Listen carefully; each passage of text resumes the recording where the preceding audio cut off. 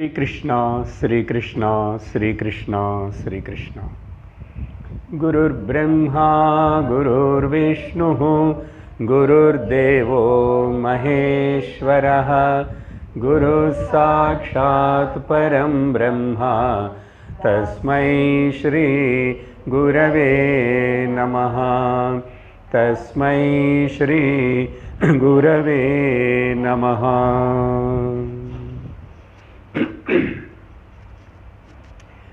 हरि ओम तत्सत। मुंडक उपनिषद शांति मंत्रम केटी तिरुपि सोल्लणम। ओम भद्रं कर्णेभिः शृणुयाम देवाः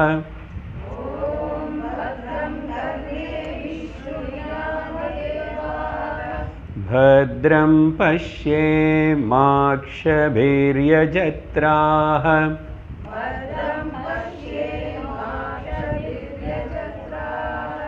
स्थिरैरङ्गैस्तुष्टुवागुंसस्तनूभिः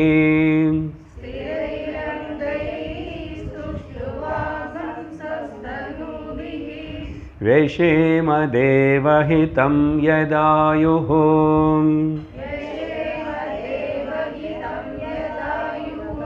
स्वस्ति न इंद्रो वृद्धश्रवाः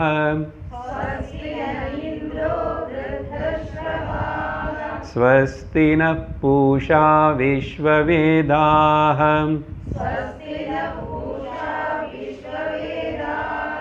स्वस्ति नस्तार्क्ष्यो अरिष्टनेमिः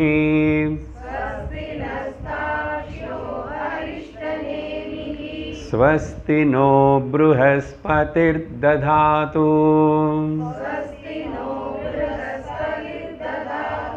ओम शांति शांति शांतिः।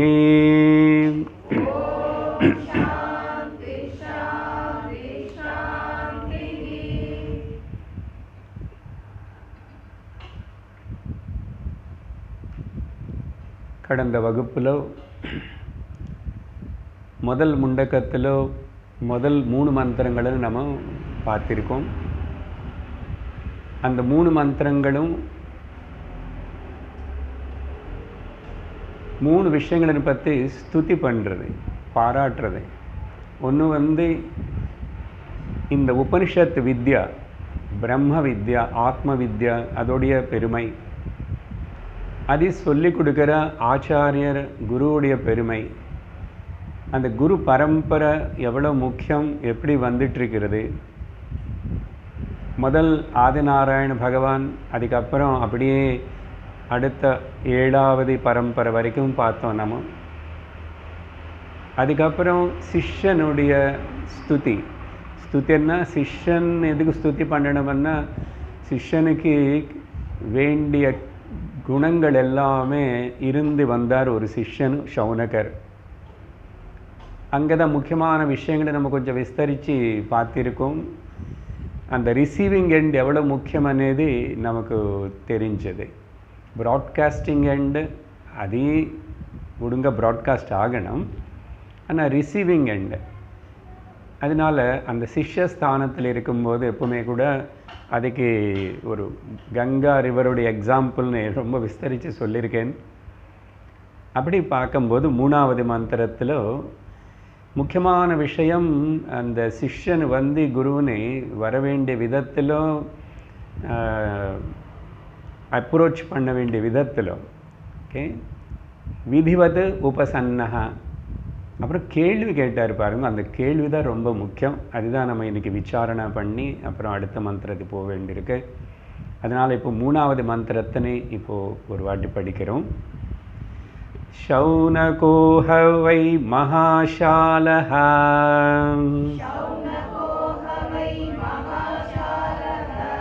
अंगिरसं विधिवत् उपसन्नः पप्रच्छ कस्मिन् भगवो विज्ञाते सर्वमिदं विज्ञातं भवतीति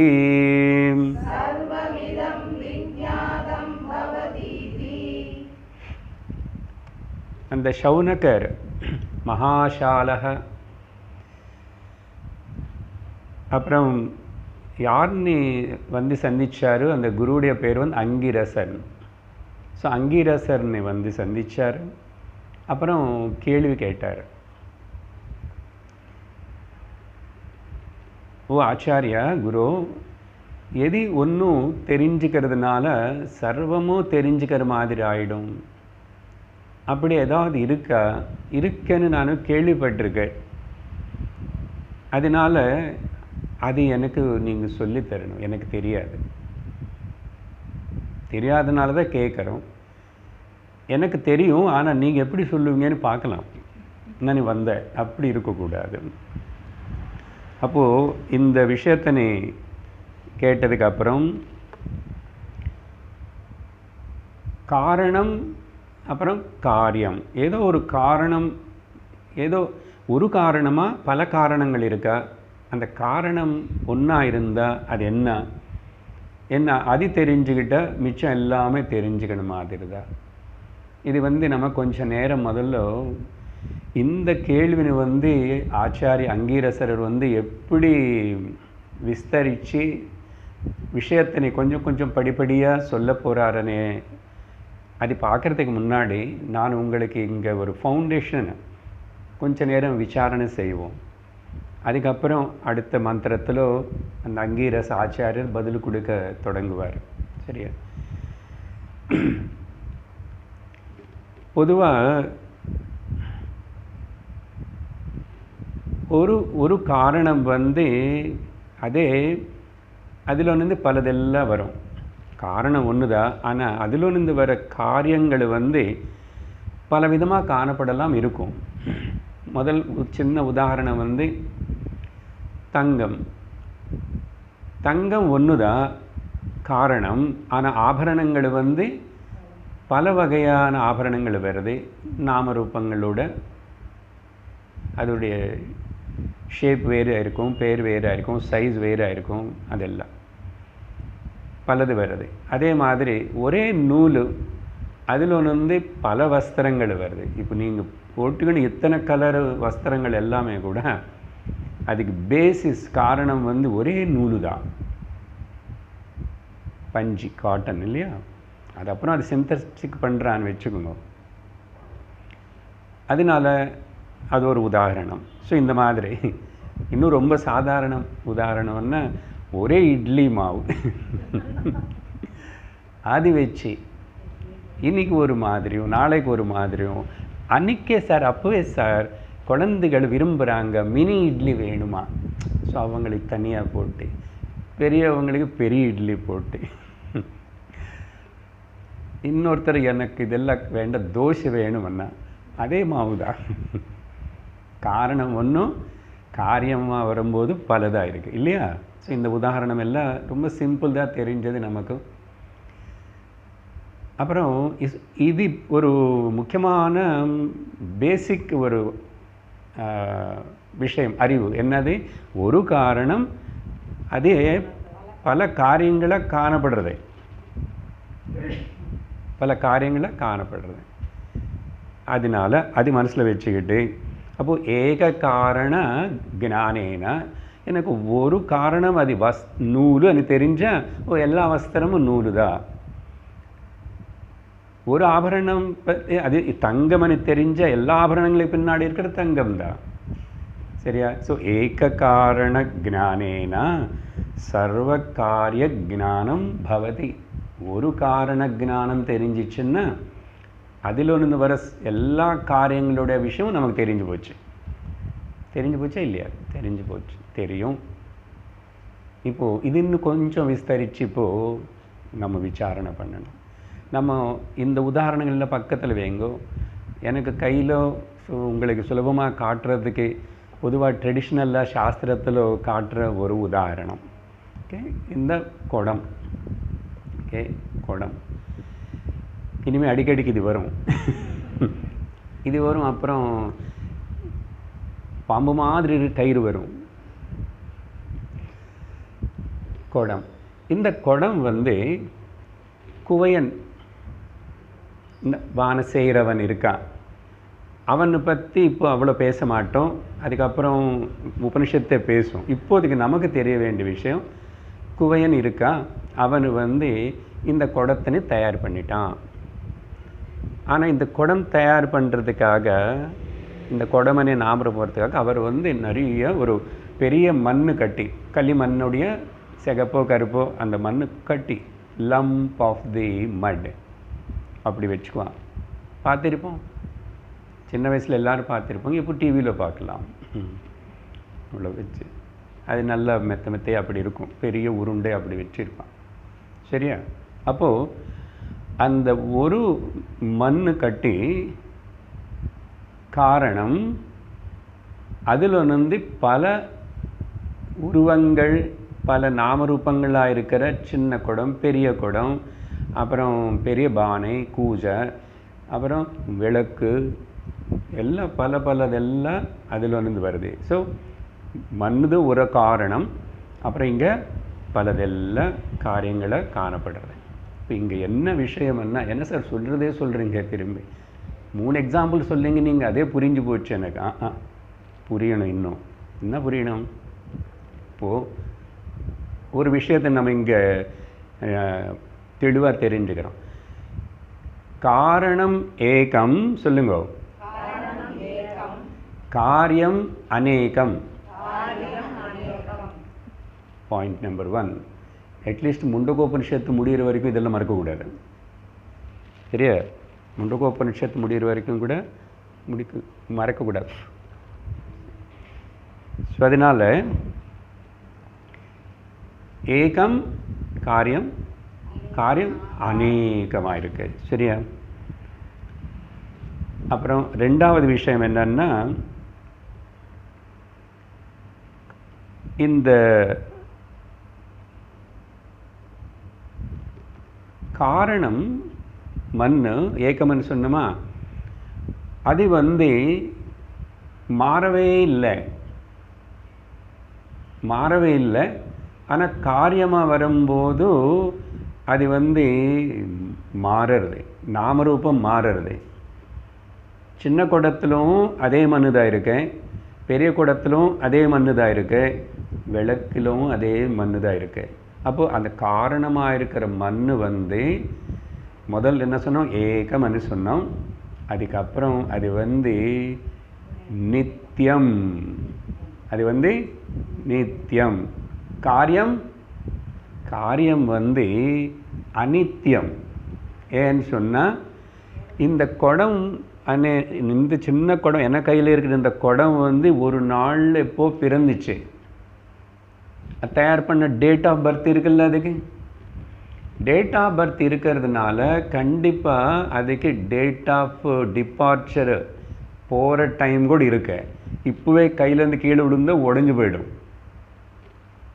குடமனை ஷேப் இருக்காது, துண்டு துண்டு ஆயிடும். அப்போது ஆனால் துண்டானப்பவும் மண் இருக்கு, அது குடமாக நாமரூபமாக இந்த ஷேப்பு குவையன்கிட்ட தயாராக என்னை கையிலுக்கு வரத்துக்கு முன்னாடி அது இல்லை. அப்புறம் பிறந்துச்சு நாமரூபம் குடம். அப்புறம் ஒரு நாளைக்கு அந்த காரியம் உடஞ்சி இறந்து போயிடும். இப்போ இதனால் என்ன புரிஞ்சது, என்ன டிக்ளேர் பண்ணணும்? காரணம் நித்தியம், காரியம் நல்லா சொல்லணும். காரணம் நித்தியம், காரியம் அநித்தியம். Point number 2. அப்புறம் மூணாவது விஷயம் வந்து, இந்த குடம் நாமரூபம் காரியம் வரத்துக்கு முன்னாடி இருக்கிறது நித்தியம் மண். அந்த மண் இந்த குடம் ஆகும்போதும் நல்ல கவனமாக கேட்கணும். குடம் ஆகும்போதும் அந்த குவையன் வந்து அந்த மண்ணு தவிர இந்த குடத்துக்காக ஏதாவது இன்னொன்று ஆட் பண்ணிட்டாரா? குடம் அனே நாம பேரை சொல்கிறீங்களே, இதுக்கு தனியாக ஒரு வெயிட் இருக்கா? ஆனால் இங்கே தவறு என்ன சொல்கிறோம், வெயிட் இருக்கு சார், எடை போட்டு பாருங்க. ஆபரணத்துக்கு வெயிட் பார்த்து தானே காசு கொடுக்குறோம், இருக்கேன்னு சொல்கிறோம். ஆனால் நல்லா கவனிச்ச குடம் అనేది నామరూపం வரும்போது தனியாக இது ஜாக்கிரதை புரிஞ்சுக்கணும். குடம் అనే நாமரூபம் அது வரும்போது அங்கே ஏதாவது புதுசாக ஆட் பண்ணியிருக்கா? நாமரூபம் அనే சப்ஸ்டன்ஸ், ஒரு தனிப்பட்ட பொருள், தனிப்பட்ட பொருள். ஒரு வார்த்தை ரொம்ப முக்கியம், இருக்கா అని கவனித்து பார்த்தா தனிப்பட்ட இன்னொரு பொருள் சப்ஸ்டன்ஸ்ன்னு சொல்லுவாங்க இங்கிலீஷில், இல்லை. அப்போது என்ன சொல்லணும் இதனால்? இது கொஞ்சம் சிரமமாக இருக்குது புரிஞ்சுக்கிறதுக்கு இல்லையா? அதெல்லாம் ஈஸியாக இருக்குது. ஏகம் நித்தியம். இப்போ என்ன சொல்ல போகிறவன்னா, காரணம் சாரம். காரணம் சாரம்னு எசென்ஷியல் இன்க்ரீடியன்ட். நீ குடம்னு சொல்கிற இந்த நாமரூபம் நான் எசென்ஷியல் ஆர் அசாரம். எங்கே இருக்குது இதில் சாரம்? என்ன இருக்கு? இதுக்கு யூட்டிலிட்டி இருந்தால் கூட உபயோகம் இருக்கு. இதுக்கு ஜலம் கொண்டு வரலாம். ஒரு நாமரூபம் இருக்கு, காசு கொடுத்தியும் வாங்கியிருக்க, அது கூட இருக்கலாம். என்ன இருந்தால் கூட இங்கே விஷயம் என்னன்னா, மண்ணு தவிர இன்னொரு ஏதான சாரமான ஓகே அப்படிப்பட்ட ஒரு வஸ்து இருக்கா இங்கே வேறு? அப்போ என்ன இருக்கு? கேவலம் வார்த்தை நாமரூபம் மட்டும்தான் இருக்கு. ஒரு ரூபம் வந்தது, ரூபம் நீதான் கொடுத்த, நாமமும் நீதான் கொடுத்த, பேரும் நீதான் கொடுத்த, உருவமும் நீதான் உருவாக்கி அந்த உருவத்துக்கு ஒரு பேர் கொடுத்த, சும்மா கொடுத்த. ஆனால் எசென்ஷியலி இம்பார்ட்டண்ட் அது. சாரமாக பார்க்கும்போது, சப்ஸ்டன்ஸை பார்க்கும்போது, சாரம் காரியம், காரணம், காரணம் சாரம். சொல்லுங்க மூணாவது பாயிண்ட். காரியம் அசாரம். 3 விஷயங்கள் சொல்லிட்டோமா? நாலாவது காரணம் சாரம். சாரம்னு எல்லாருக்கும் புரியுமில்ல? ரசம் புடிஞ்சடி சாரம், எசன்ஸு. காரியம் வந்து அசாரம். அதில் தனியாக அந்த குடம் అనేதுக்கு ஒரு தனிப்பட்ட ஒரு சாரம் இருக்கா? ஒரு நாமரூபம் தான், அது கூட அனித்தியமானதுன்னு சொன்னோமில்லை இப்போ. அப்போது அசாரம் 3 ஆயிடுச்சு. அடுத்தது என்னன்னா, 4வது முக்கியமான பாயிண்ட் இது. காரணமான மண் இல்லாமல் நாமரூபமாக இருக்க குடம் இருக்குமா? நேராக பதில் சொல்லணும். இருக்காது சார், இருக்காது. காரணம் மண் இல்லாமல் தனியாக அதுக்காக சுதந்திரமாக குடமனே நாமரூபம் இருக்குமா? இருக்காது. அப்படி இருந்துச்சுன்னா உங்கள் தங்கம் நான் எடுத்துக்கிறேன், நீங்கள் ஆபரணம் நீங்கள் எடுத்துக்கோங்க சார். உங்கள் மேலே எங்களுக்கு நல்ல மரியாதை தவிர அதெல்லாம் பண்ண மாட்டோம். அந்த தங்கம் ஆபரணம் பண்ணுற ஆச்சாரியருக்கு போய் அந்த 3வது பாயிண்ட்டுக்கு அவன் ஏதாவது ஆட் பண்ணுவானா? சொன்னால் இல்லை சார், 5 கிராம் கொடுத்து அதில் கொஞ்சம் எடுத்துக்குவா சார், ஆட் பண்ணுறதாவது. உனக்கு ஆபரணம் பண்ணி தரும்போது ஆபரணத்துக்காக வேணுமுன்னு அது ஒட்டுறதுக்கானே அது பித்தளை காப்பரெல்லாம் ஆட் பண்ணுவான், அதெல்லாம் வெயிட்டு போடுவான்.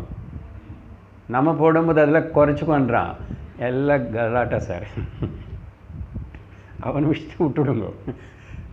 ஓகே, அசாரமான விஷயத்துக்கு அவனை எதுவுமே ஆட் பண்ணல. நீ கொடுத்த அப்படி ஆபரணம் பண்ணிட்டான். சாரம் இல்லை, அதில் தங்கம் இருக்குது, அது சாரம். இங்கே இப்போது காரணம் இல்லாமல் இந்த நாமரூப காரியம் இருக்காது. அப்போது காரணம் சத்தியம் சொல்லுங்க. 4வது பாயிண்ட். காரியம் அசத்தியம். அதுக்கு அப்புறம் போக போக மித்யான்னு பேர் கொடுப்போம். இப்போதைக்கு அசத்தியம். 4 விஷயங்கள். இது நல்லா புரியணும். இது ரொம்ப சிம்பிள் எக்ஸாம்பிளாக தான் இருக்கு.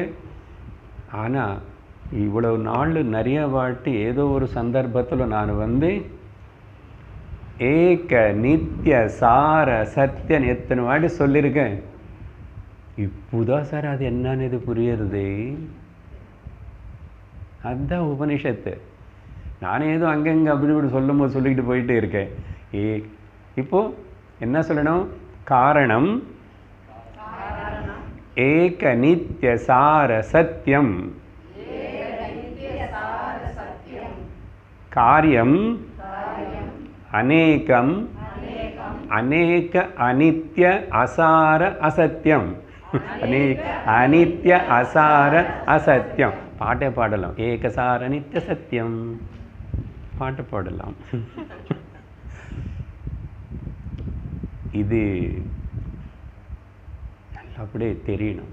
நிறைய இன்னும் சிந்தனை பண்ணிப்போம். இது இந்த விஷயம் பற்றி இதுதான் இந்த விஷயத்தின்னு தான் இந்த உபனிஷத்தை இப்போது நல்லா விஸ்தரித்து பல வகையாக சொல்லணும்.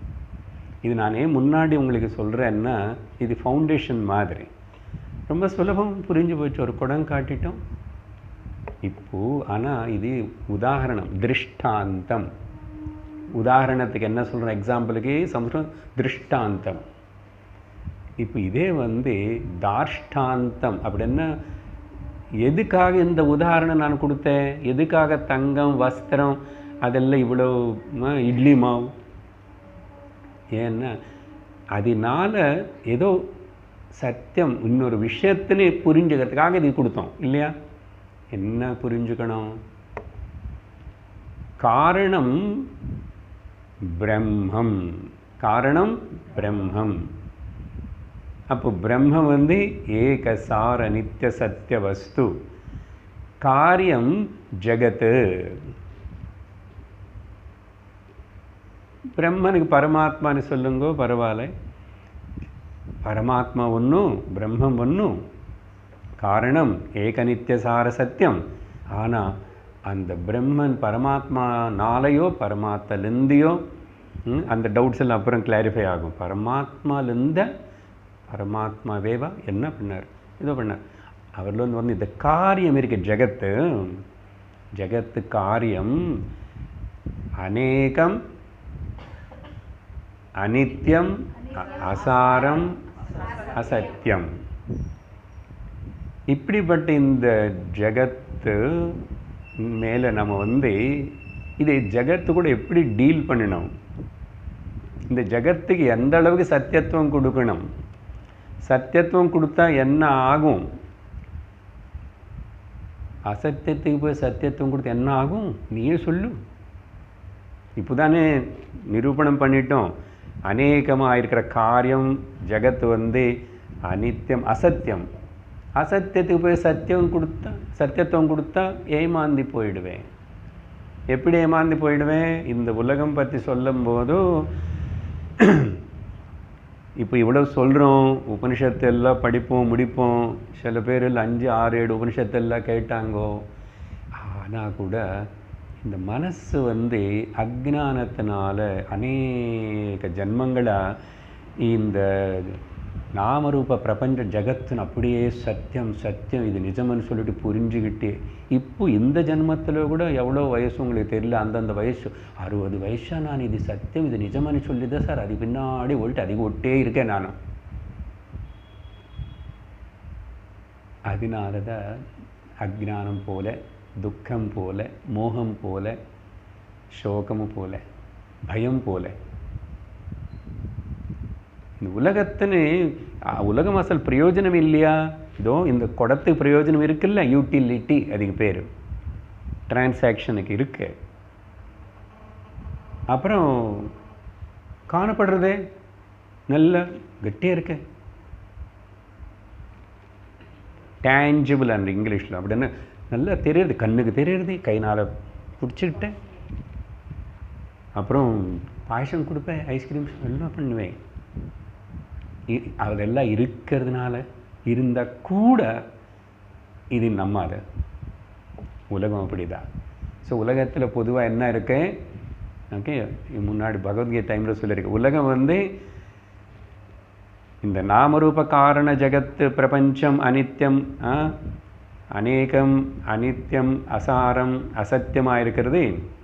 அதில் வந்து ரொம்ப பியூட்டி இருக்கு. வேர்ல்ட் இஸ் பியூட்டிஃபுல், பியூட்டி இருக்கு. அதுக்கப்புறம் நிறைய வெரைட்டிஸ் சார். வெரைட்டி ஹால் ரோட்டுக்கு போகலாம் வாங்க, வெரைட்டி இருக்கு. நம்ம ஊரில் தான் அந்த ஸ்ட்ரீட் நல்லா வச்சுட்டாங்க பேர். வெரைட்டி இருக்கு. அது மட்டும் இல்லை, நாவலிட்டி இருக்கே. அப்படின்னு என்ன, ஒரு நாள் ஒரு செல்ஃபோன் வருது புதுசாக, நாவலிட்டி. பழசு இறந்து போகிறது, புதுசுன்னு கொண்டு வருது, நாவலிட்டி. அதனால தான் இந்த தாய்மார்களுடைய இந்த ஃபேன்சி ஷாப்புக்கு நாவல்ட்டிஸ்ன்னு கூட இருக்கும் இல்லையா பேர், தெரியல, நான் பார்த்தேன் சில இடத்துல. ஏன்னா உங்களுக்கு தான் நிறைய வேணும். நல்லதுதான், வச்சுக்கலாம், இருக்க, ஓகே, வச்சுக்கலாம், பரவாயில்ல, நல்லதுதான். ஆனால் என்ன, இப்போது there is a beauty, there is a variety, there is a novelty, but ஆனால் ஸ்டெபிலிட்டி இல்லை. ஸ்டெபிலிட்டி என்ன, சாஸ்வதம் இல்லை, நித்தியத்துவம் இல்லை. ஸ்டெபிலிட்டி இல்லாதனால சௌகரியத்துக்காக கொஞ்சம் இங்கிலீஷ் பதங்களை உபயோகப்படுத்துக்கிறேன், உங்களுக்கு நல்லா புரியும். நீங்கள் எல்லோரும் இப்படிப்பட்ட மெட்ரோபாலிட்டன் சிட்டியில் இருக்காங்க, இங்கிலீஷ் தெரியாமல் இருக்கும். ஒரு கிளாஸ் இங்கிலீஷில் எடுக்கலாம்னு நினச்சிட்டு இருக்கேன். ஸ்டெபிலிட்டி இல்லாதனால செக்யூரிட்டி இல்லை, ரக்ஷணை கிடையாது, ஆதாரப்படாதது மேலே. ஏன் ஸ்டெபிலிட்டி இல்லாதது மேலே ஆதாரப்படுவேன்? ஒரு கால் உடஞ்சி இருக்கிற செயிறு இருந்துச்சுன்னா அதில் போய் உட்காருவியா? தெரியாமல் உட்காந்து கீழே விடலாம், சில வாட்டி உட்காருவோம், விழுவோம், தெரியாது உடஞ்சிருக்கு.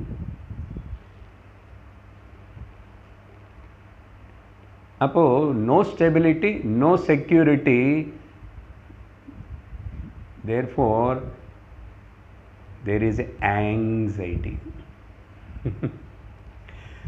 anxiety இருக்குல்ல, என்ன ஆகுமோ, உடம்புக்கு என்ன ஆகுமோ, நாளைக்கு எப்படி இருக்குமோ, இன்றைக்கி ஏதோ டெஸ்ட் பண்ண சொன்னார் டாக்டரு, அப்புறம் எனக்கு நல்லா தான் இருக்குது, கொஞ்ச நாளில் அவருக்கு, அவளுக்கு, அதுக்கு, இதுக்கு.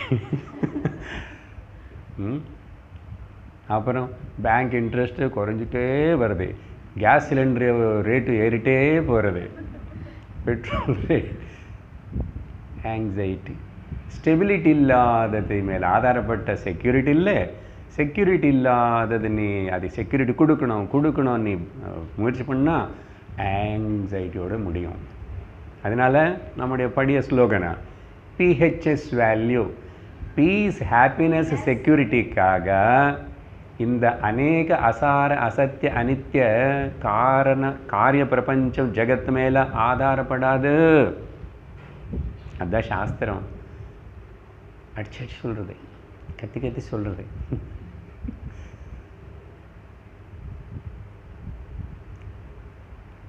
இப்போ தானே கேஸு நமக்கு தெரிஞ்சு சிலிண்டரு எவ்வளோ என்னமோ 100 ரூபாய்க்குள்ளே கூட இருந்துச்சு நினைக்கிற சிலிண்டரு, 200 ரூபா, 300. அரிசி எடுத்துக்கோங்க, இல்லைன்னா 3 ரூபா எடுத்த கிலோ நல்லா ஈஸியாகும். அப்போ இப்போ தானே சார், இதுக்கு முன்னாடி கூட அப்படி இருக்க, உபனிஷத்து எப்போ சொல்லியிருக்கீங்கன்றீங்க, பிரம்மாஜி கிட்டேருந்து இது வந்து சொன்னேன், அப்பவும் ப்ராப்ளம் இருக்கு. உலகம் இருக்குன்னா அது எந்த யுகம் ஆகட்டும் ப்ராப்ளம். அதனால் அந்த காலம் வேறே இருக்கலாம், அந்த காலத்துக்கு தகுந்த ப்ராப்ளம்ஸ் அந்த காலத்துக்கு, இந்த காலத்துக்கு தகுந்த ப்ராப்ளம் தான். நாமரூப ஜகத்து பிரபஞ்சம் இருக்கிற வரைக்கும் இந்த பியூட்டி, நாவலிட்டி, வெரைட்டி எல்லாம் இருக்கும், அன்ஸ்டெபிலிட்டி இருக்காது. அப்போது கண்டிப்பாக ப்ராப்ளம் இருக்கும். இது யார் புரிஞ்சுக்கிட்டு இந்த காரியத்திலிருந்து காரணத்துக்கு மனசுன்னு திருப்புறானோ, அந்த ஒரு காரணம் என்னன்னு தெரிஞ்சுக்கிட்ட இந்த ப்ராப்ளம்ஸ் எல்லாம் சால்வ் ஆகும். அப்போது என்னுடைய ரக்ஷணா சாந்தி சுகத்துக்கு நானும் அந்த காரணம் ஏகம் நித்திய சார சத்தியமானது என்னன்னு தெரிஞ்சுக்குவேன். அதை நான் உணர்வேன். அது இங்கே இருந்தாலும் சரி அங்கே இருந்தாலும் சரி சொல்லும். உபனிஷத்தை எங்கே இருக்கேன்னு சொல்லும். அட்ரஸ் கரெக்டாக கொடுக்கும். வெயிட் பண்ணுங்க, சரியா? அவசரப்படுவேன். ஆனால் மொத்தத்தில் அதை பிடிச்சிக்கிறேன், அது மேல் ஆதாரப்படுவேன். ஆசிரியிக்க வேண்டியது ஏக காரணம். அதுதான் கேள்வி. பார்த்தீங்களா எவ்வளோ டெப்த் இருக்குது இந்த கேள்வி? சும்மா ஏதோ கேட்டார் அப்படி இல்லை. இப்போது இது மனசில் வச்சுக்கிட்டு நம்ம ஸோ அதனால் எங்கே திருஷ்டாந்தம் சொல்லிவிட்டு இது தாஷ்டாந்தத்துக்கு வந்துட்டோம். காரணம் பிரம்மா, பரமாத்மான்னு சொல்லுங்க, ஏதோ சொல்லுங்க. அப்போது காரியம் இந்த ஜகத்து. இந்த ஜகத்தில் தான் நான் இருக்கேன். ஜகத்துக்கு சம்பந்தப்பட்ட இந்த காரியமாக தான் இந்த சரீரம் இருக்கு. ஆனால் இதுக்குள்ளவே இதுலேயே அந்த காரணத்துடைய அம்சம் இருக்கு.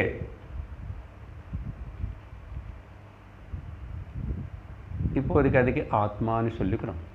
எல்லாருக்கும் தெரியும் இல்லை? அது நல்லா தெரிஞ்சது இல்லையோ தெரியும். வார்த்தை தெரியும் சார். இப்போ சொன்ன கருத்துக்கு ஒரு உதாரணம் கொடுக்குறேன். எதுக்கு? ஜகத்து மேலே ஆச்சரியப்படக்கூடாது, ஸ்டெபிலிட்டி இல்லை அதனால். ஆனால் நமக்கு ஏன் அது நீங்கள் இவ்வளோ சொன்னால் கூட இப்போது உலகம் ஏதோ கொடுக்கறது எனக்கு இருக்கிறத என்ன ஆனந்தமாக இருக்குது, சந்தோஷமாக இருக்குது. வெரைட்டி நாவலிட்டி எல்லாம் இருக்கும்போது இருக்காதான் என்ன சார்? பியூட்டி இருக்கு அப்படின்னு சொன்னால் இதுக்கு ஒரு அழகாக ஒரு உதாரணம் கொடுப்பான். என்னன்னா அந்த ஸ்லோகத்தில் இப்படி அர்த்தம் சொல்லுவேன். என்ன, குழந்தை கையில் உரலை வச்சுக்கிட்டு சப்பிட்டே இருக்கும். சின்ன வயசில் எல்லோரும் சப்பிட்டு இருப்பீங்க, கொஞ்சம் பேர் நிறைய நாளில் பண்ணியிருப்பீங்க. அது சப்பும்போது குரல் போட்டுட்டு அது நினச்சிக்கும் அம்மாவுடைய பால் குடிக்கிறேன்னு சொல்லி அப்படின்னு சொல்லி முடுங்கிட்டு இருக்கு. என்ன ஆயிடுச்சுன்னா அதோடைய எச்சையை இதை சக் பண்ணும்போது அந்த எச்சை வந்து அது முடுங்கிட்டே இருந்துட்டு நான் பால் குடிக்கிறேன், அம்மாவுடைய பால் குடிச்சுக்கிறேன்னு சொல்லிட்டு நிம்மதியாக இருந்து தூக்கம் போய்டும். அப்படி தான் எக்ஸாக்ட்லி இந்த லோகத்தில் அசாரமானது. ஆனால் ஆனந்தம் எங்கேருந்து வந்துச்சு அந்த குழந்தைக்கு? தனக்குள்ளேருந்தே வருது. இல்லைன்னு இதுக்கு வேறு இன்னொரு உதாரணம் என்ன கொடுப்போம்? Dog bone logic. அந்த காஞ்சி போன எலும்போன்னு கடித்தது நாய்க்கு, அது கொண்டு போய் ஓரமாக பக்கத்தில் அங்கே உட்காந்துட்டு யாரும் பார்க்காம வச்சு காலை வச்சு பிடிச்சிட்டு கடிச்சு ரத்தம் வர ஆரம்பிச்சு, பட்டியோ இதில் எவ்வளோ மாம்சம் இருக்குது, எவ்வளோ ரத்தம் இருக்குன்னு சொல்லி ஆனந்தப்படுறது. அவ்வளவுதான் தவிர உண்மையாக யோசிச்சு பார்த்தா ஆனந்தம் அங்கில்லை, ரக்ஷன் அங்கில்லை, சாந்தி அங்கில்லை. எல்லாமே என்னோட ஸ்வரூபம், எனக்குள்ளே தான் இருக்கே. என்னோட ஸ்வரூபம்னு இன்னும் தெரியலன்னா எனக்குள்ளே இருக்கே, நானே தான் அதை. இது உபனிஷத்து பலதை எப்படியெல்லாம் சொல்லும் అనేది நம்ம அந்த உபனிஷத்துடைய கூடவே நம்ம அந்த விஷயங்கள் அந்த தாட் ஃப்ளோ அது கூட போகணும். அதனால தான் இதுக்கு நல்ல அலர்ட்னஸ் வேணும். அப்புறம் 4வது மந்திரம் இன்னைக்கு ஆரம்பிக்கிறோம். இதுக்கு பதில் இப்படி எல்லா கேள்விக்கு இங்கே உபனிஷத்து எப்படி சொல்லுது, அந்த குரு எப்படி பேசுகிறார். தஸ்மை சஹோவாச்ச த்வே வித்யே வேதிதவ்யே இதிஹஸ்மா யத் பிரம்மவிதஹ வதந்தி பராச்சைவ அபராச்ச. ஆச்சாரிய அங்கிரசர் அந்த கேள்விக்கு பதில் கொடுக்க தொடங்குகிறார். அந்த விஷயந்தான் இந்த ஸ்லோகத்தில் இன்ட்ரடியூஸ் செய்யப்படுறது. கொஞ்ச நேரம் இங்கே பாருங்க, அப்புறம் பதத்துக்கு அர்த்தம் சொல்கிறேன். இந்த காரணம் என்பதை ஓகே இது காட்டின டக்குன்னு கொடமனு தான் ஞாபகம் இருக்கிற தவிர எல்லாருக்கும் இது மண்ணுன்னு யாருக்கும் ஞாபகம் இல்லை. இதுக்கு கலர் வேறே போட்டாச்சுன்னு வச்சுக்கோங்க. கலர் போட்டது கூட ஒன்று இருக்குது, அடுத்த வாட்டி காட்டுறேன். அப்போ கண்டிப்பாக இன்னும் ஏமாந்து போகிறோம். ஏமாந்து போய் காரணம் என்னன்னு சட்டுன்னு தெரிய மாட்டேங்குது. காரணம் என்பது எப்பவுமே சூக்ஷ்மம். ஓகே, காரணம் என்பது எப்பவுமே சூக்ஷ்மம். சூக்ஷ்மம் என்னன்னா அவ்வளோ சட்டுன்னு இந்திரியங்களுக்கு மனசுக்கு கிரகிக்க முடியாதது இருக்கும். அதனால காரியம் ஈஸியாக புரியும். அதனால உபனிஷத்து இந்த ஆச்சாரியர் கூட மறுபடி அந்த முதல்ல காரிய விஷயம் கூட பேசி காரியத்தினை பற்றி சொல்லி சொல்லி சொல்லி அப்புறம் இந்த காரணத்துக்கிட்ட கொண்டு போவார். ஏன் கஷ்டம் புரிஞ்சுக்கிறதுக்கு, நேராக சொன்னால் நமக்கு புரியாது. அப்படின்னு அர்த்தம் என்ன? காரியம் சுவிக்னேயம். காரியம் நல்ல சட்டுன்னு புரிஞ்சுக்கலாம், சுவிக்னேயம். ஆனால் காரணம் துர்விக்னேயம். ஓகே, சும்மா சம்ஸ்கிருத பதங்கள் உபயோகப்படுத்துக்கிறேன் அப்பப்போ. அதெல்லாம் சொல்லும் போதாவது நீங்கள் தூங்காமல் இருப்பீங்க. என்ன சொல்கிறார், என்னது? காரியம் ஈஸியாக புரியும். இப்போ ஆத்மான்னு சொல்கிறோம், பரமாத்மானோ எங்கே யாருக்கு என்ன புரிஞ்சது? யாரோ என்னென்னமோ எங்கெங்கோ தேடுறாங்க. இங்கே இதில் போனால் இவங்க கூட போனால் கிடைக்குமா, அதனால போயிட்டு இருக்காண்ணா அப்படின்னு ஏகப்பட்ட மதங்கள், ஏகப்பட்ட இது. ஆனால் சத்தியம் நோக்கி வரவங்கள் கொஞ்சம் பேர். அதில் நீங்களும் ஸ்ட்ராங்காக நிந்திட்ட. உபனிஷத்து முடியிருக்காது, ஒரு உபனிஷத்து முடியிருக்காது. பரவாயில்ல, எப்படியோ வந்துட்டோம். உபனிஷத்து காதில் விழுற.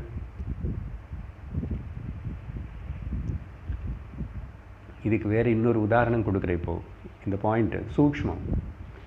நல்ல வெயில் காலம், வெயிலில் போய் அப்படி சுற்றிட்டு மத்தியான சமயத்தில் வீட்டுக்குள்ளே வந்த உடனே எல்லா ரூமும் எல்லாம் இருட்டாக இருக்கும். கொஞ்சம் எது சின்ன லைட்டு போட்டாலும் பகல் முக்கியமாக இருட்டாக இருக்கும். ஏன்? அதுக்கு நானும் பழகிட்டேன். இங்கே வந்த உடனே எல்லாம் இருட்டாக தான் தெரியுது. அந்த வெளிச்சம் இங்கே வெளிச்சம் கம்மியாக இருக்கு. அப்போ என்ன ஆகும்? கொஞ்சம் நேரமாகும் எனக்கு இருக்கிறது நல்லா ஒழுங்காக தெரியறதுக்கு. சும்மா மொட்டை மாடிக்கு வெயிலில் போயிட்டு வாங்க, மாடியில் பகல் கீழே வரும்போது பார்த்தா இல்லை, வீடு இல்லை, இருட்டாக இருக்கும். இன்னொரு உதாரணம் கொடுக்குறேன். கீழே சமுத்திர மட்டத்திலிருந்து ஹிமாலயம் மலை மேலைக்கு போக போக ஹைட்டுக்கு, சி லெவல்லேருந்து மவுண்டன் லெவல் போகும்போது ஹிமாலய எவரெஸ்ட் பர்வதம் 29,000 அடி என்னமோ சொல்லுவான்.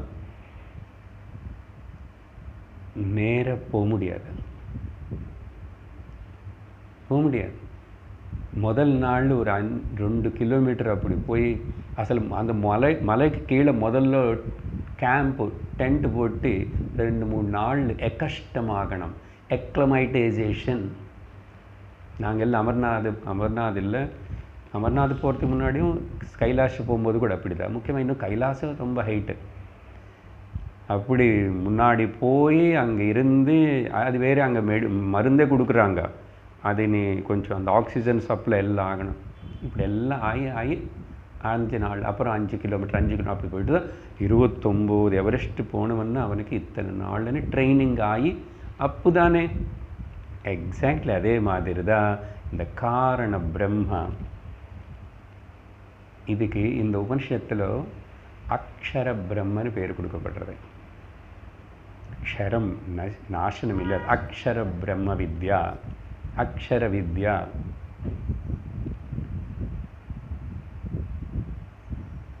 அதனால இங்கே ஆச்சாரியர் கூட இந்த மாதிரி சொல்கிற ஆரம்பிச்சு என்ன சொல்கிறாருன்னா, நல்ல கேள்வி கேட்டேன். நான் உனக்கு வந்து 2 வகையான சயின்ஸு விஷயம், 2 விஷயங்களை பற்றி நான் பேச போகிறேன்.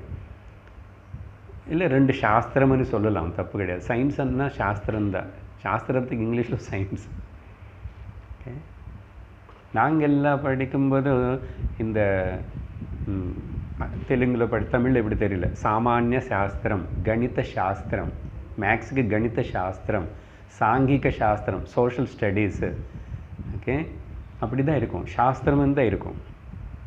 நாங்கள் சின்ன குட்டி புக்கு 6-7வது கிளாஸில் படிக்கும்போது அந்த சயின்ஸ் புக்கு சாமானிய சாஸ்திரம்னா எல்லாம் உனக்கு தெரிந்து வேண்டியது. அது சொல்லணும், உனக்கு எத்தனை கண் இருக்கு, சாரி காது பிடிச்சிட்டு கண்ணுன்ற, எத்தனை காது இருக்கு, அப்படி எல்லாம் சொல்லணும். சாமானியம் அது சயின்ஸு, சாஸ்திரம்.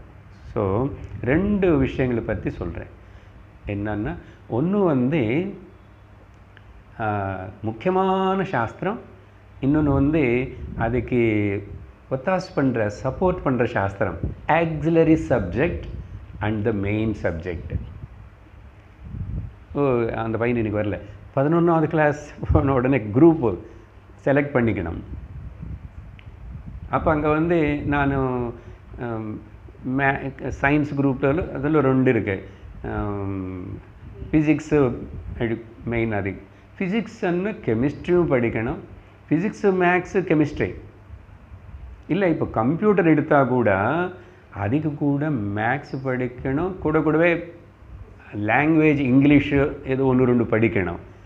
எதுக்கு சார்ன்னு சொல்லக்கூடாது, ஆக்சிலரி சப்ஜெக்ட்ஸு, அதுக்கு இது சப்போர்ட் பண்ணும். புரியுறதா? அந்த மாதிரி இங்கே கூட ஒரு முக்கிய ப்ரைமரி சயின்ஸ் ஒன்றும் ஆக்சிலரி சப்போர்ட் பண்ணுறது. இது அதுக்காக, இது அதுக்காக, அது இதுக்காக இல்லை இல்லையா? இப்போ பையன் இன்ஜினியர் படிக்கணும்னு சொன்னால், இவன் என்னையும் இன்ஜினியர் படிக்கணும் அப்படின்னு சொல்லிட்டு அவனை 5வது வயசுலேயே கொண்டு போய் பிஇ காலேஜில் சேர்த்துவீங்களா? சேர்த்த முடியாது. ஆக்சிலரி இந்த எல்கேஜி என்ன ப்ரீகேஜிலேருந்து பண்ணுறது எல்லாமே 18 வருஷமோ என்னமோ இந்த இன்ஜினியர் பிஇ. அப்போ அதே பద్ధதி தான். உபனிஷத்து கூட வந்து உனக்கு 2 சொல்லித்தரேன்றார் குரு இங்கே. அப்படி சொல்லும்போதும் ஒன்று வந்து ப்ரைமரி, நீ கேட்டிய தெரிஞ்சுக்கணவனே, அது முக்கியமானது. ஆனால் அது தெரிஞ்சுக்கிறதுக்கு சப்போர்ட்டிவாக இருக்கிற ஆக்சிலரி சயின்ஸுன்னு ஒன்று நான் சொல்லித்தரேன். 2 சாஸ்திரங்கள் நான் சொல்லித்தரேன்றார். என்ன அது 2 அப்படின்னா, ஒன்று வந்து பராவித்யா, ஒன்று primary, higher, supreme, top most பரா வித்யா சொல்லித்தர போகிறேன். அதுக்கு சப்போர்ட் பண்ணுற இன்னொன்று அபராவித்யை பற்றியும் சொல்ல போகிறேன். பராவித்య అనేది வந்து காரணம், அபராவித்య అనేది காரியம். பாருங்கள், இப்போ நான் அதெல்லாம் ரிலேட் பண்ணிக்கிறோம் இங்கே கொஞ்சம். ஸோ பரா அபரா, காரண வித்யா, காரிய வித்யா, வேத பூர்வபாகம், வேத அந்த பாகம். உபனிஷத்து வேத அந்தந்தான், ஆனால் வேத பூர்வம் கூட. அப்போ பூர்வத்தினை என்ன பண்ணுவீங்க சார்? அது எதுக்கு வச்சாங்க, எதுக்கு கொடுத்தாங்க? அதான் அது சொல்லணும், அது புரிய வச்சாதான் வேத அந்தத்துடைய முக்கியத்துவம். வேத அந்தத்துக்காக காரணம் தெரிஞ்சுக்கிறதுக்காக வேத பூர்வமான காரியம், வேத பூர்வபாகம் அது சப்போர்ட் பண்ணும். இது இன்னும் விதமாக சொல்லணும். இப்போ கர்மகாண்ட பூர்வபாகம், ஞானகாண்ட உத்தர பாகம், அந்த பாகம். கர்மகாண்ட மூலமாக நீ சிலது அடைய வேண்டியது இருக்கு, அது மூலமாக அந்த வேதாந்தமான காரணம் அங்கே வரணும், ஞானத்துக்கு வரணும். இப்படி தான் இவர் இன்ட்ரடியூஸ் பண்ணுறார். அபராவித்யா இன்னும் ப்ரிப்பேர் பண்ணும், தயார் பண்ணும், குவாலிஃபை பண்ணும். பராவித்யா ஒன்று ரிலீவ் பண்ணும். ரிலீவ் பண்ணு, கரையர்த்தம். இப்போ பதங்கள் பாருங்க மந்திரத்துடைய. சஹ ஹ உவாச்ச தஸ்மை. அப்புறம் அவர், அவர் என்ன யார், யாருன்னு கேட்டார் கேள்வி, அந்த குரு அங்கிரசர் இப்படி பதில் கொடுத்தாரு அந்த கேள்வி கேட்ட சௌனகருக்கு. தஸ்மை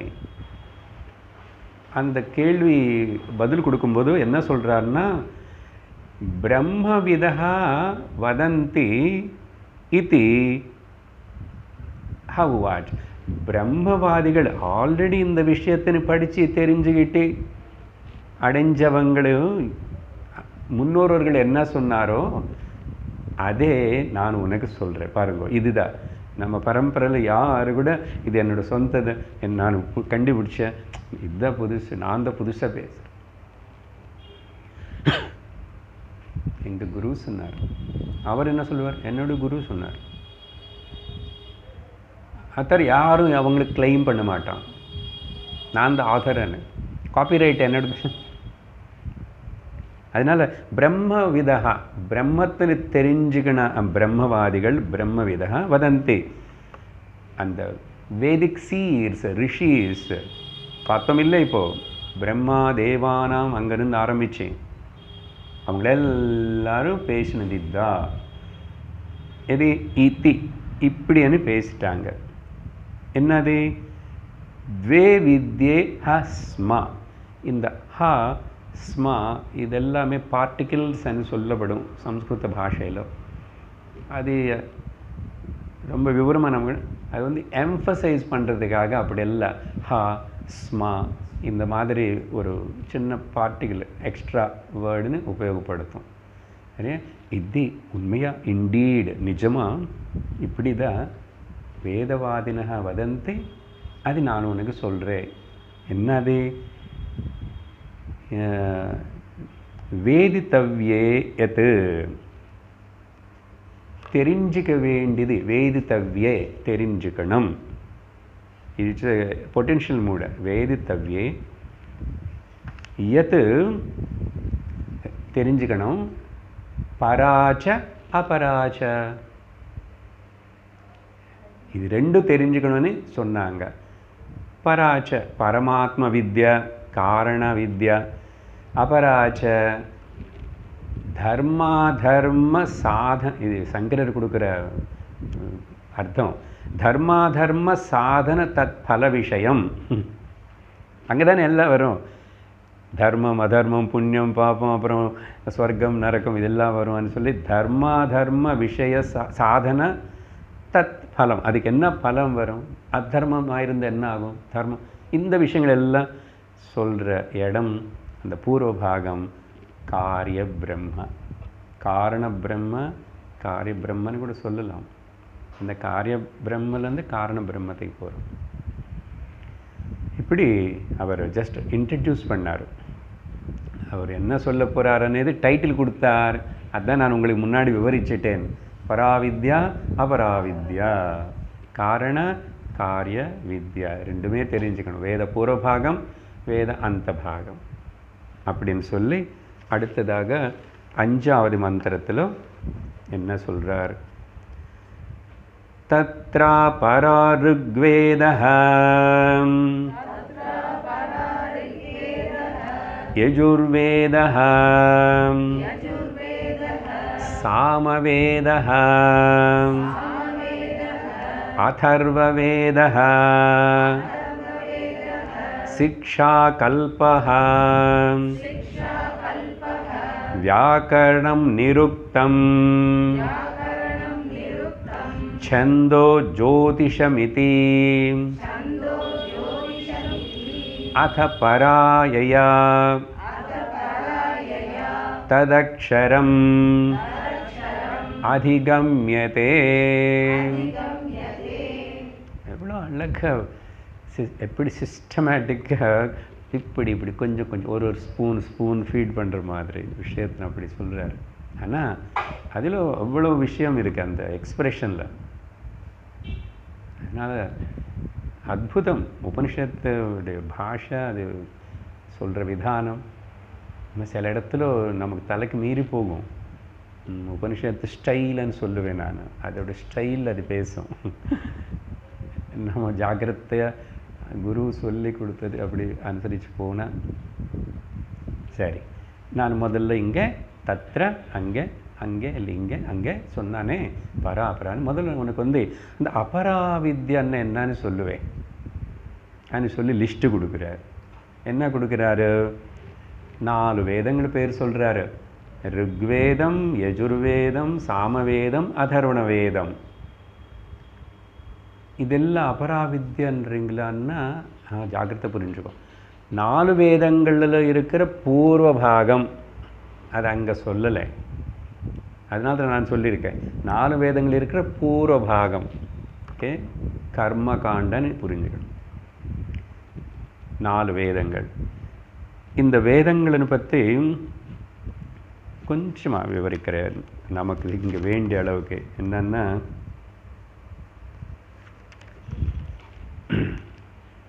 இந்த அபராவித்யா இங்கே பார்க்கணும், அங்கே அர்த்தம் ஈஸியாக புரியும். அப்புறம் இந்த அபராவித்யை பற்றி பேசுகிறாரு. 4 வேதங்கள்னு சொன்னார். அப்புறம் 4 வேத அங்கங்களும் சொல்கிறாரு. 4 வேதங்கள் ப்ளஸ் 6 அங்கங்கள். 4 + 6 10. 4 அங்கீஸ், 6 அங்காஸ். அங்கி அங்க சம்பந்தம் அப்படின்னு சொல்லுவாங்க. ஓகே, இங்கே அங்கி யார்? நான். அப்போ என்னுடைய கை அங்கம். சரீர பாகங்கள் பேர் அங்கங்கள் தானே சொல்லுவோம். அப்புறம் என்னோட கண், நான் அங்கி, என்னுடைய அங்கம். ஸோ 4 வேதங்கள். அந்த 4 வேதங்களுக்கு அங்கங்கள் சப்போர்ட் வேணும். அது மறுபடியும் அங்கே சொல்கிறோம் ஆக்சிலரி சப்போர்ட்டிவ் என்னன்னு சொல்கிறாரு. இப்போ விஷயம் இங்கே என்னன்னா, இந்த அபராவித்யில் திரும்பி நமக்கு புரிய வேண்டியது 2 விஷயங்கள் இருக்கு. எதுக்கு அபராவித்யா? இந்த வேத பூர்வ பாகம் என்ன, அதில் 2 விஷயங்கள். ஒன்று பராவித்யன்னு கேட்கறதுக்காக, காரண வித்யன்னு தெரிஞ்சுக்கிறதுக்காக. அதில் 2, கர்ம யோகமும் உபாசன யோகம். ஓகே, நீங்கள் பகவத்கீதையில் கேட்டதுனால அதெல்லாம் கொஞ்சம் கொஞ்சம் புரிப்போம். இந்த வேத பூர்வபாகம்னு சொன்னால், அபராவித்யன்னு சொன்னால், அதில் 2 விஷயங்கள் முக்கியம். கர்மயோக, உபாசன யோகா. கர்மயோக எதுக்கு அப்படின்னு சொன்னால், வேத அந்த பாகத்தினே சொல்லி தரும்போது உபனிஷத்துகளை கிரகிக்கக்கூடிய சக்தி உனக்கு கொடுக்கறதுக்காக. அப்பெல்லாம் வேறு அர்த்தம் கொடுத்துருக்கா கர்மயோகத்துக்கு. கர்மயோக ஓகே உனக்கு தகுதி கொடுக்கும்னு சொல்லிட்டு இருக்கோம். இப்போ கரெக்டாக தெரியணும்.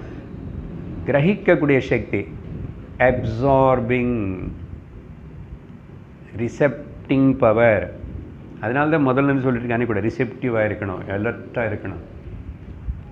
அது கர்மயோகம் கொடுக்கும். So reception, receptive power. உபாசன யோகம் என்ன பண்ணணும்னா, நான் ரிசீவ் பண்ணிக்கிட்டேன், ஆனால் எதுவுமே ஞாபகம் இருக்க மாட்டேங்குது. இங்கே நீ சொல்லும் போது கேட்டதோடு சரி சார், செருப்பு போட்டதுக்கப்புறம் என்னமோ, வீட்டுக்கு போனதுக்கப்புறம் என்னென்னமோ, டிவி ஆன் பண்ணால் என்னமோ. அப்படி இல்லாமல் ரிட்டென்ஷன் பவர், கிரகண சக்தி, அதுக்கப்புறம் ஞாபக சக்தி. ஞாபக சக்தி என்னன்னு ரிட்டென்ஷன் பவர். எனக்கு ஞாபகம் இருந்தால் தானே. போன வாரம் என்ன சொன்னவன்னு சொல்லி நான் திருப்பி ரிப்பீட் பண்ணும்போது ஞாபகம் வரணுமா இல்லையா? ஒரு 2-3 நாள் வராமல் 2 கிளாஸ் 3 கிளாஸ் வரல, அப்புறம் இதிலும் கேட்கலன்னா என்னதான் புரியும்? So karmayoga gives the recepting power, receiving power, and upasana yoga gives the retaining power, ஞாபக சக்தி. இந்த பேச்சு நேற்றுக்கும் சொல்லியிருக்கேன், நான் இப்பவும் சொல்லுவேன், அவன் அப்புறம் கேட்பான். இதில் ஸ்டூடெண்ட்ஸுக்கு பொதுவாக இளைஞர்களுக்காக சொல்லுவேன், 3 வேணுமனு. நமக்கும் வேணும். இப்போ இங்கே நம்ம எல்லோரும் ஸ்டூடெண்ட்ஸ் தானே. இங்கே receiving power, retaining power, reproducing power. இல்லைன்னா இதில் ஒன்றும் இதில் ரெண்டுமே இல்லைன்னு வச்சுக்கோங்க. ஒருத்தனுக்கு அவனுக்கு பேர் மந்த அதிகாரி, தமிழில் மக்கு. மந்த அதிகாரி. வாழைத்தண்டு கொண்டு போய் நெருப்பில், அது சொன்னமில்லைங்க நான் இருக்குல்ல, வாழைத்தண்டு மாதிரி அது எப்போ போய் நெருப்பு பிடிச்சிட்டு சூடு வந்து அதில் ஈரமெல்லாம் போய் அது எப்போ பத்துக்கு போடுறதோ மக்கு. ஆனால் ஒருத்தன் சொல்கிறான், ஒரு ஸ்டூடெண்ட்டு, எனக்கு நல்ல ரிசீவிங் பவர் இருக்கே, ஆனால் ரிட்டென்ஷன் பவர் இல்லை சார். இல்லை, ஆப்போசிட்டாக சொல்லுவாங்க சில பேர். ஆப்போசிட் நடக்காது. நான் ரிசீவே பண்ணிக்கல, ஆனால் ரிட்டென்ஷனா ரிசீவே பண்ணிக்கல, எப்படி தான் ரிட்டென்ஷன் பண்ணிக்கிட்டேன். மிஸ்ஸு சொன்னதெல்லாம் ஞாபகம் இருக்கேன், அசல் நான் கேட்கவே இல்லை, கிளாஸுக்கே போகல. கேட்காம எப்படி ஞாபகம் இருக்கும்? சரி, அப்படி சொன்னால் கூட சில பேர் அப்படி இல்லை. எனக்கு எல்லாம் ஏன் அப்படி சொல்கிறான்னா இருப்பாங்க அப்படி. நான் கேட்டாச்சேன்னா சார் கரெக்டாக நான் ஞாபகம் வச்சுக்குவேன், ஆனால் கேட்க முடியாது. அது என்ன அப்புறம் இருந்தா என்ன இல்லை என்ன? வருஷம் முழுசும் நல்லா படித்தாச்சு, எத்தனையோ அந்த ரிவிஷன் டெஸ்ட் பண்ணி பண்ணி பண்ணி பண்ணி லாஸ்ட்டு டெஸ்ட் பண்ணி அதுக்கப்புறம் அப்போ எல்லாம் நல்லதாக வாங்கிட்டேன், 90 95 எல்லாம் வந்துச்சு. ஆனால் எக்ஸாம் போனதுக்கப்புறம் எல்லாம் பிளாங்காக இருக்கேன்னா, ரீப்ரொடியூஸ் பண்ண தெரியல, என்னமோ கோளாறு. சரி, அதில் ஏதோ ஒன்று இருக்குன்னு சொல்கிறானே, எனக்கு ரிட்டென்ஷன் பவர் இருக்கே இல்லை, அதில் எனக்கு ரிசெப்டிங் பவர் இருக்கே, ரிசீவ் பண்ணிக்கிறது. ரிட்டென்ஷன் கஷ்டம் எனக்குன்னா. மந்த அதிகாரி, கரி புத்தி. கரி என்ன, கறி இல்லை, கோல். அப்புறம் ரெண்டுமே இருக்குன்னா receiving power and retaining power, அந்த 3 கூட ஆட் பண்ண ரீப்ரொடியூசிங்கன்னா அந்த ஞானம் எனக்கு எப்போ உபயோகப்படுறது, ஞாபகம் இருக்குது, எப்போ அது வேணும் அது உபயோகப்படுறது எனக்கு. I can bring it out. உத்தம அதிகாரி, கற்பூர புத்தி. இப்போ நம்மளை நம்ம எடை போட்டுக்கணும். குரு ஒன்றும் சொல்ல மாட்டார், அவர் கப்சிப்னு போயிருப்பார். எனக்கு இதுதான் சொல்லிட்டாரு. நம்ம எங்கே நிற்கிறோம், எந்த பக்கம் நிற்கிறோம், எங்கே வி ஹேவ் டு. ஆனால் அந்த ரெண்டுமே இல்லைன்னா வேறு அந்தம், காரண வித்யா, பிரம்ம வித்யா, அக்ஷர வித்யா, உபனிஷத்து சும்மா டைம். அது இம்ப்ரூவ் பண்ணிக்கணும். அதுக்கு இன்னும் கூட கர்மயோகா, அது நீங்கள் அதில் மத்தியம யார் இங்கே அதம அதிகாரி யாரும் இல்லை அப்படின்னா வரவே மாட்டீங்க. அதனால் மத்தியம அதிகாரம் இருந்திருக்கலாம், இல்லை உத்தம அதிகாரியாகவும் இருந்திருக்கலாம், இல்லை மத்தியமத்துக்கு உத்தமத்துக்கு போகிறோம். பரவாயில்ல, டோன்ட் வரி, கவலைப்பட வேண்டாம். அதுக்கெல்லாம் என்ன பண்ணணும் అనేది பகவத்கீதையில் எவ்வளோ சொல்லியிருக்கோம். அப்போ சரியாக கேட்கல சார், இன்னொரு வாட்டி சொல்லுங்க. சொல்ல மாட்டான். அப்போ கேர்லெஸ்ஸாக இருக்குல்ல, ஏதோ பேசுகிறார், ஏதோ சொல்கிறார். இப்படி தான் நிறைய பேர் 5 6 10 வருஷம் நானும் அது கேட்குறேன், இது கேட்குறேன், அங்கே போகிறேன், இங்கே போகிறேன், கொஞ்சம் கேட்டேன், அது கேட்டேன், இப்படி 10-15 வருஷம் நான் ஸ்பிரிச்சுவல்னு சொல்லி, ரிலீஜியஸும் கிடையாது, ஸ்பிரிச்சுவலும் கிடையாது, அப்படி இப்படி இருக்கா. ரிலீஜியஸில் வந்து ஸ்பிரிச்சுவலுக்கு வரணும் இல்லையா? இன்னொரு வார்த்தை, இந்த காரியம் అనేది சொன்னமே, அபராவித்யா అనేది ரிலீஜியஸ் லைஃப் ஸ்டைல். இந்த மக்கன்னு சொன்னமே, இவனுக்கு ரிலீஜியஸ் லைஃப் ஸ்டைலும் இல்லை, அதனால ரெண்டுமே இல்லை. இந்த பாயிண்ட்டு கௌடபாதர் மாண்டுக்குன்னு வரப்போகுது. அட்லீஸ்ட் ரிலீஜியஸாவது இரேன், அஜாத்தி அதெல்லாம் உனக்கு கஷ்டமாக இருக்குல்ல, விட்டுரு சொல்ல போகிறாரு நான் அடுத்த மந்திரம். అది బెటర్. அப்புறம் பட் ஞாபகம் வச்சுக்கோ, யூ ஹேவ் டு ஷிஃப்ட் ஆகணும். எங்கே? அடுத்த லெவலுக்கு போகணும். ஸ்பிரிச்சுவல் லைஃப் ஸ்டைலுக்கு வந்து தான் ஆகணும். என்ன சொல்லிட்டு இருக்க இப்போ? 2 இருக்கு இந்த அபராவித்தியில். ஏன்னா அவர் கொடுத்தது லிஸ்ட்டு ஈஸி தான், எக்ஸ்பிளைன் பண்ணிவிடுவேன் கொஞ்சம் கொஞ்சம். பட் விஷயம் இது எதுக்குன்னா இந்த 2 பாயிண்ட் புரிஞ்சுக்கணும். Karma yoga is meant for that. பொதுவாக என்ன சொன்ன பகவத்கீதை, கர்மயோக சித்த சுத்திக்காக, உபாசன யோக சித்த ஏகாகிரதைக்காக. ஆனால் இப்போது இன்னும் கொஞ்சம் டீப்பாக சொல்லிட்டு இருக்கிறோம். புரிஞ்சுக்கிட்டு அதை நம்ம வளர்த்துக்கணும். சரி, ருக்வேதம் வந்து எல்லாமே பத்ய ரூப மந்த்ராக, எல்லாம் பத்ய ரூபத்தில் இருக்கும், போயம்ஸாகவே இருக்கும். அதனால் நல்ல சந்தஸ் மீட்டரோடு இருக்கும், பொயட்ரி ஃபார்ம். ருக்வேத பத்ய ரூப மந்த்ராக.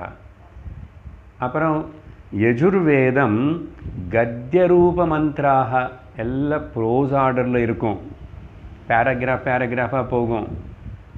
இப்போது நம்ம படிக்கிறது பார்த்தீங்கன்னா இங்கே கூட மீட்டர் இல்லை. ஆனால் இது வந்து அதர்வண வேதத்துக்கு சேர்ந்தது இல்லை சார். அப்போ இங்கே மீட்டர் இல்லை అని சந்தேகம் வரும். அதர்வண வேதத்தில் சிலது புரோசு, சிலது பொயிட்ரி. கத்ய பத்ய ரூப வேத மந்த்ராக.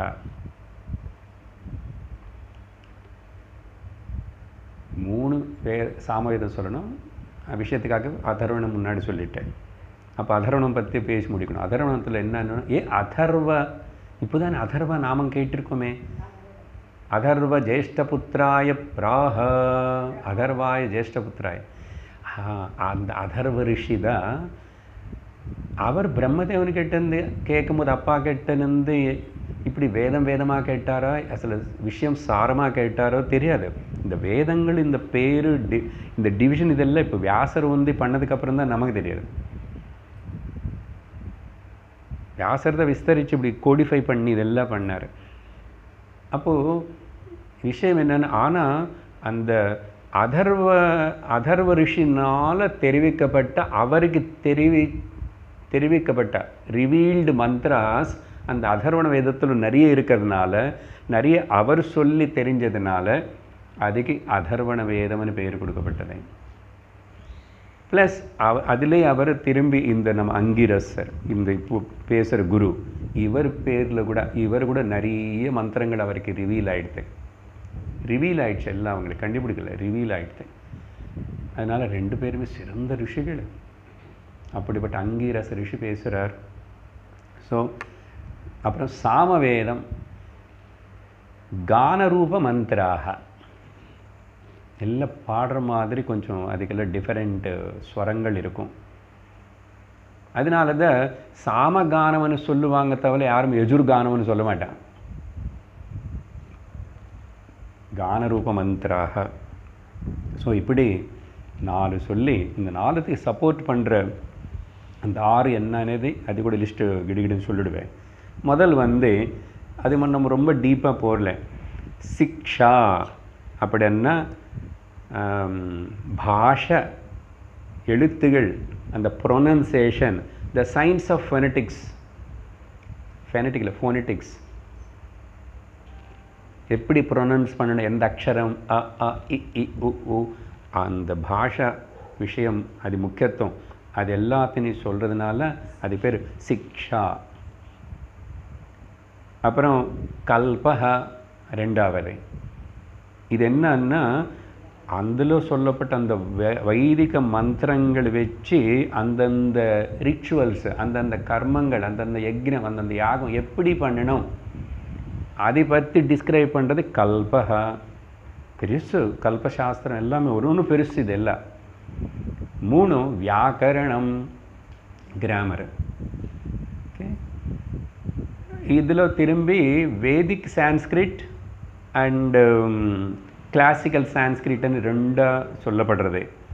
ஓகே, வைதிக வியாக்கரணம், சான்ஸ்கிரிட்லேயே 2ன்னா வியாக்கரணம் முக்கியமாக, அப்புறம் வைதிக வியாக்கரணம், அப்புறம் சாதாரண வியாக்கரணம் இருக்கு. அப்படின்னா இந்த வைதிக வியாக்கரணம் பாணினினால் அதுக்கு பல சூத்திரங்கள் எழுதிட்டு ஸ்பெசிஃபை பண்ணி சொல்லப்பட்டது. அப்போன்னா வேதத்தில் வர அந்த மந்திரங்களுக்கு அதிக சம்பந்தப்பட்ட கிராமட்டிக்கல் ரூல்ஸ் எல்லாம் கொஞ்சம் வித்தியாசமாக இருக்கும். அதனால தான் இப்போ சாதாரணமாக உபயோகப்படுத்துகிற சான்ஸ்கிரிட்டுக்கு வைதிக் சான்ஸ்கிரிட்டுக்கு வித்தியாசம் இருக்கும்.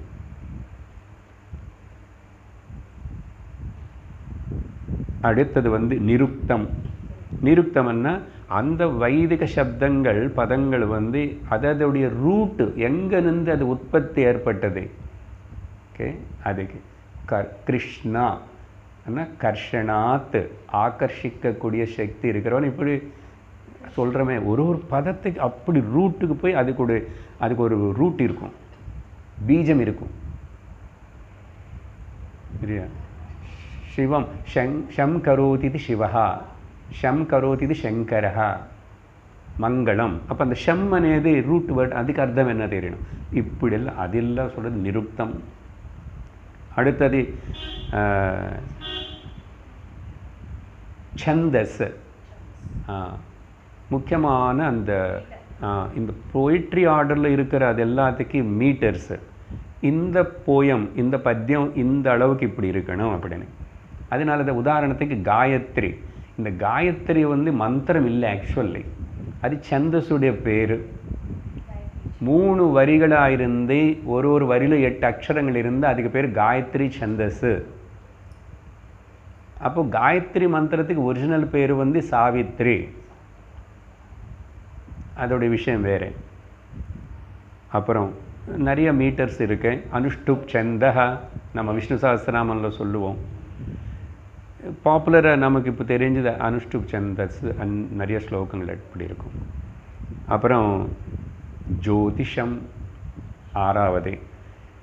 ఈ జ్యోతిషం కూడా எஸ்ட்ராலஜி கூட வேதிக் ஜோதிஷம், வேதிக் எஸ்ட்ராலஜி இருக்கு. அப்புறம்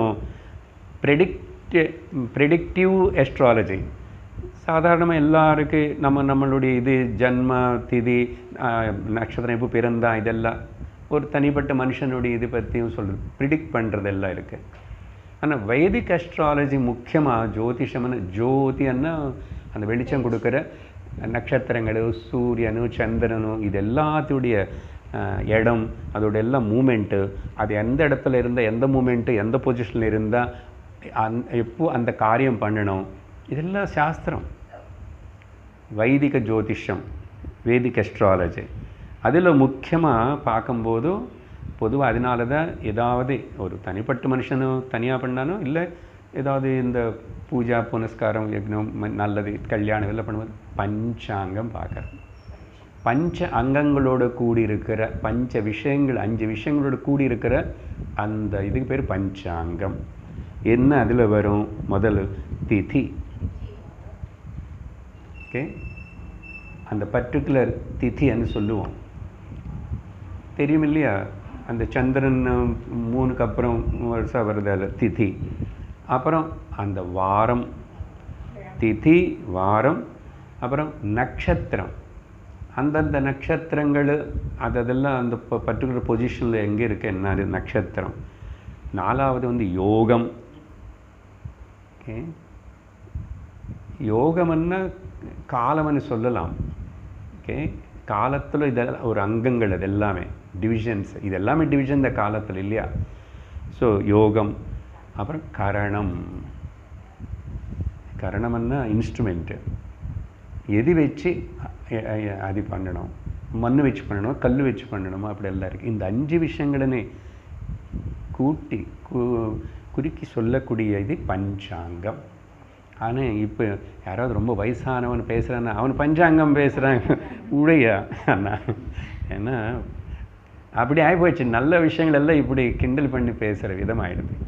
ஸோ இப்படி இந்த 4 + 6 மொத்தம் சேர்ந்து இது எல்லாமே அபராவித்யா.